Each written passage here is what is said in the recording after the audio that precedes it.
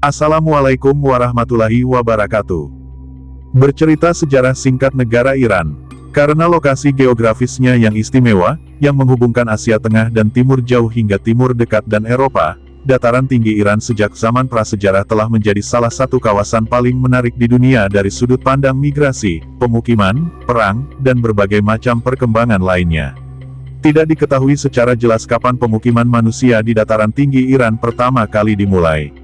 Meski demikian, beberapa peneliti menyebutkan kemungkinan eksodus manusia dari Afrika, Asia Tengah, Kaukasus, dan anak benua India menuju wilayah ini. Rupanya, wilayah tertua zaman batu, yang ditemukan di Iran, sejauh ini terletak di Provinsi Khorasan, dan di dasar Sungai Kasafrut. Usia benda-benda batu yang digali yang ditemukan dari wilayah ini diperkirakan berusia 8.000 tahun.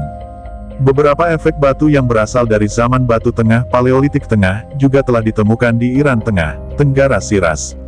Setelah periode-periode tersebut, Iran, seperti negara-negara Timur Tengah lainnya, juga telah memasuki zaman tembaga pada saat Eropa masih berada di zaman batu.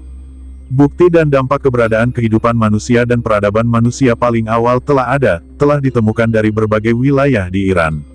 Penggalian dari Gua Kamarban, dekat Behsahar, dan Gua Hutu, dekat Torijan, sebelah barat Behsahar, membuktikan bahwa peradaban di Iran sudah ada sejak sekitar 9.000 sebelum Masehi.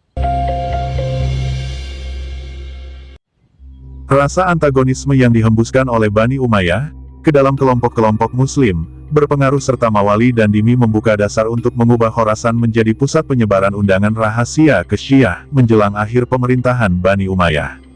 Adanya perbedaan dan kecenderungan fanatik di kalangan suku-suku Arab pun terbukti menjadi faktor penyebab tersebarnya undangan rahasia tersebut di Khorasan. Berbagai gerakan Syiah seperti Tawabin, Zaidi, Kaisani, dan Hashemis yang umumnya didukung oleh Mawali tidak memperoleh banyak keberhasilan di Irak, dan Bani Umayyah berhasil menekan mereka. Namun, ketika Ibrahim, pemimpin Abbasiyah, mengumpulkan kelompok-kelompok ini agar gerakan-gerakan tersebut terus berlanjut, mereka berkembang di Khorasan karena para Mawali Khorasan serta penduduk desa-desa dan permukiman, yang menganggap prinsip-prinsip Imamah Syiah menarik, lebih menyukai kelompok-kelompok ini, undangan tersebut dengan tangan terbuka, terlebih lagi karena beberapa pemimpin besar Abbasiyah dan jenderal mereka semuanya adalah warga Iran. Misalnya, Abu Muslim, yang aktivitasnya dalam gerakan Abbasiyah dapat ditemukan dalam berbagai riwayat, juga merupakan seorang Mawali yang berhasil mempersatukan masyarakat Khorasan, para petani, para saudagar, para perajin dan para Mawali, hingga akhirnya berhasil menggulingkan kekuasaan Bani Umayyah. Abu Muslim tidak menahan diri untuk menekan gerakan-gerakan seperti pemberontakan, BH Farid yang muncul bersamaan dengan gerakan Abbasiyah agar misinya berhasil. Populasi Iran saat ini, data sources, United Nations tanggal 17 April tahun 2024. Berjumlah 89.682.370.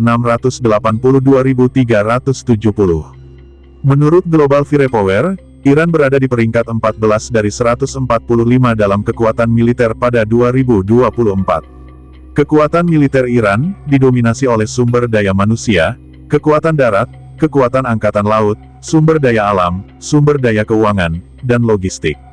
Angkatan militer Iran memiliki setidaknya ada 580.000 personel aktif, dan 200.000 personel cadangan terlatih di Angkatan Bersenjata Tradisional, dan Korps Garda Revolusi Islam. Panglima tertinggi Angkatan Bersenjata Iran adalah Ayatollah Ali Khamenei. Ia menjadi kunci terakhir untuk semua keputusan besar. Baik Angkatan Bersenjata, maupun Garda masing-masing memiliki pasukan darat, udara, dan laut yang terpisah dan aktif.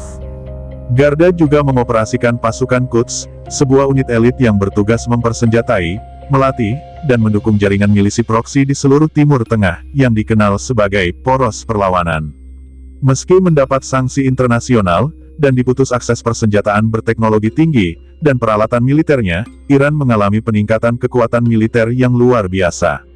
Peningkatan kekuatan militer Iran, tak luput dari peran para ahli dan insinyur militer setempat, yang telah membuat terobosan luar biasa, dalam pembuatan berbagai peralatan dalam negeri, dalam beberapa tahun terakhir, sehingga berkontribusi terhadap swasembada angkatan bersenjata. Iran telah mengembangkan industri militer, yang berpengaruh dalam beberapa dekade terakhir. Iran memiliki salah satu gudang rudal balistik, dan pesawat tak berawak terbesar di Timur Tengah. Rudal balistik Iran, berupa rudal jelajah, dan rudal anti kapal, serta rudal balistik dengan jarak tempuh hingga 2000 km, atau lebih dari 1200 mil. Rudal ini memiliki kapasitas dan jangkauan untuk mencapai target apapun di Timur Tengah. Dalam beberapa tahun terakhir, Teheran telah mengumpulkan sejumlah besar inventaris drone, dengan jangkauan sekitar 1200 hingga 1550 mil, dan mampu terbang rendah untuk menghindari radar. Drone Iran juga digunakan oleh Rusia di Ukraina, dan muncul dalam konflik di Sudan. Pangkalan dan fasilitas penyimpanan negara ini, tersebar luas, terkubur jauh di bawah tanah, dan dibentengi dengan pertahanan udara, sehingga sulit untuk dihancurkan, dengan serangan udara, kata para ahli. Sejak 1980, hanya sedikit negara yang bersedia menjual senjata ke Iran. Namun, ketika Ayatollah Khamenei menjadi pemimpin tertinggi Iran, pada 1989, ia menugaskan Garda untuk mengembangkan industri senjata dalam negeri, dan menggelontorkan sumber daya ke dalam upaya tersebut. Dia ingin memastikan bahwa Iran tidak akan pernah lagi bergantung pada kekuatan asing, untuk kebutuhan pertahanannya. Saat ini, Iran memproduksi sejumlah besar rudal, dan drone di dalam negeri, dan telah memprioritaskan produksi pertahanan tersebut. Iran dilaporkan, telah menjadi pemasok senjata untuk negara-negara di Asia, Eropa, dan Afrika. Negara ini juga mengimpor kapal selam kecil, dari Korea Utara sembari memperluas, dan memodernisasi armada yang diproduksi di dalam negeri. Itulah sejarah singkat peradaban Iran, dan kekuatan senjata militer mereka. Semoga bermanfaat, salam channel Gumata.